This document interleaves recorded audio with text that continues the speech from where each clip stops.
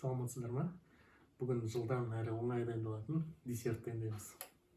Десертімізге осындай дайын слоеный тесто, яғни қатпарлы қамырды пайдаланамыз. Десерттің еш қиындығы жоқ. Тез, жылдам, аяқ астынан жаңағыдай бір қонақ бірдеңе келіп қалғанда дайындап жіберуге болады. Мұндай қатпарлы дайын қамырлар қымбат емес. Осылай ұнды жағып оқтаумен жазамыз, тестамызды жаямыз.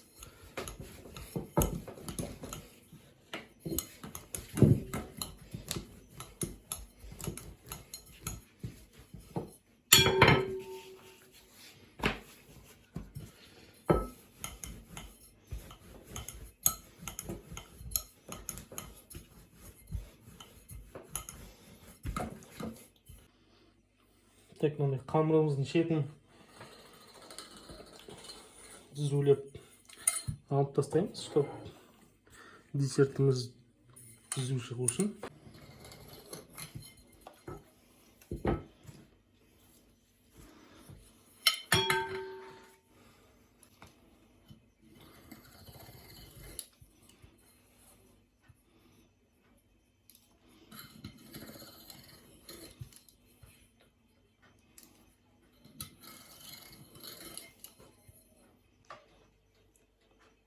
Десертімізді пешімізге 180 градусқа 10-15 минутке көтерілгенше, піскенше саламыз.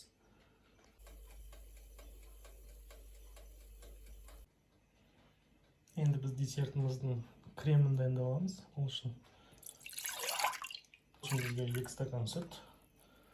Бұны ақырын отқа, газге қойып жылытамыз. Енді креміне бізге 4 жұмыртқаны сарысы керек. Және 2 ас қасық қант.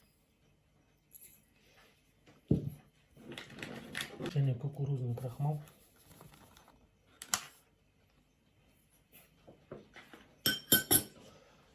Осыны жақсылап араластырамыз.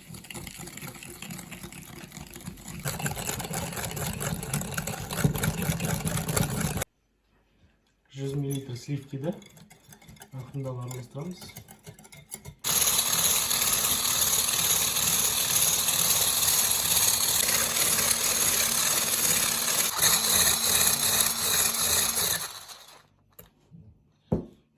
Сливкеміз осындай крем болу керек.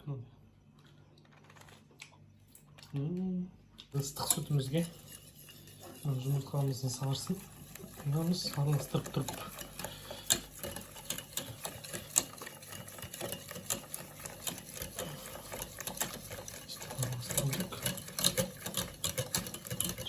Сүтімізді ыстық газге қойып, осылай араластырып отырған кезде осындай қою консистенция пайда болады бізде. Соған дейін араластыра бересіздер осылай. Енді кремімізді басқа ыдысқа түсіріп, тез су үшін ыдысын босатамыз.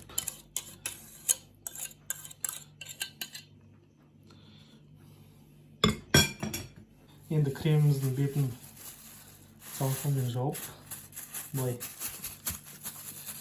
салқын жерге салқындатамыз. Себебі қазір біз бұны сливкиға қосқанда сливкимізді ертіп жүрмес үшін прям сап-салқын болып морозильникке салатырамыз. Енді тестамызды былай пышақпен ортасынан бөлеміз.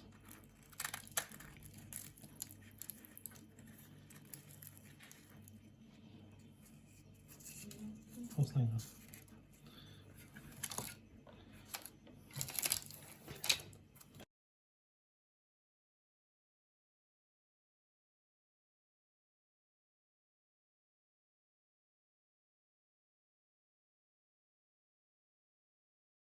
Енді екеуін бір-біріне ақырындап осылай қасықпен қосып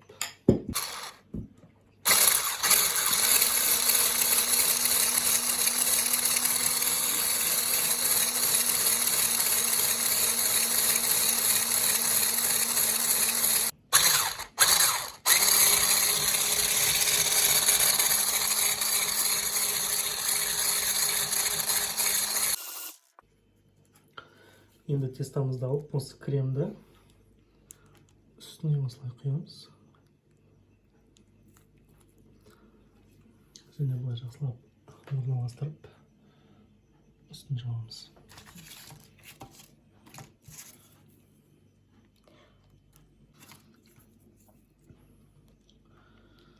Так, біздің креміміз кішкене сұйықтау болды. Манағы сливкимізге құйған креміміз кішкене жылы болғасын ба. Осындай сұйықтау болды. Негізі бұл қаттау болу керек. Стойкий крем болу керек. Так, енді дайын болған десертіміз үстіне сахарный пудра себеміз.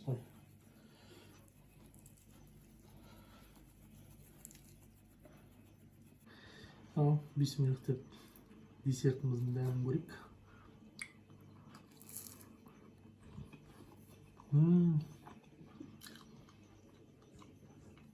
Негізі кремдеріміз густой, стойкий болу үшін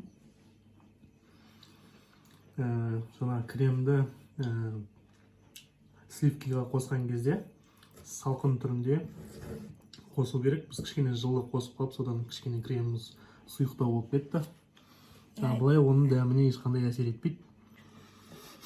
Және араластырған кезде миксермен араластырсаңыздар, кіші, прямо көп. Сол кезде крем өте жақсы шығады. Бұлай оның ешқандай дәміне ешқандай әсері жоқ. Осылай жасап жеп көрсеңіздер де болады. Астарыңыз дәмді болсын. Оңай десертіміз дайын. Міндетті түрде жасап көріңіздер. Каналға қосылып, лайк басып, комментарий жазыңыздар. Сау болыңыздар.